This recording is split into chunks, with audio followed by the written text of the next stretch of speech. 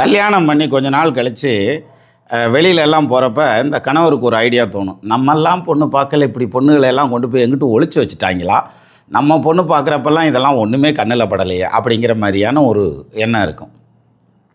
வீட்டுக்காரம்மாவும் அப்படி தான் நினைப்பாங்க, இன்னும் கொஞ்ச நாள் கழித்து வாங்கியிருந்தால் இன்னும் நல்ல மாடலாக வாங்கியிருக்கலாமே அப்படின்ட்டு.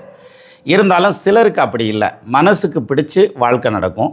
பிடிக்காமலே கட்டிக்கிட்டால் கூட பின்னாளில் கல்யாணத்துக்கு அப்புறம் பார்த்திங்கன்னா இவ்வளோ நல்ல மனுஷனையாக நம்ம மிஸ் பண்ண தெரிஞ்சோம் அப்படிங்கிற மாதிரியான ஒரு இதோடு இருப்பாங்க.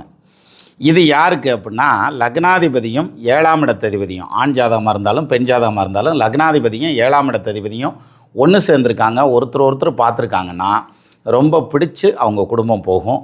ஒருத்தருக்கு ஒருத்தர் மறையாமல் உட்காந்துருக்காங்கன்னு வச்சுக்கோங்களேன், அப்பயும் பிரச்சனை இல்லை. 6, 8, 12 போகாமல் இருந்ததுனாலே போதும், அந்த குடும்பம் நிம்மதியாகவும் சந்தோஷமாகவும் அமைதியாகவும் பிடிச்சும் கல்யாண வாழ்க்கை நல்லபடியாக போகும்.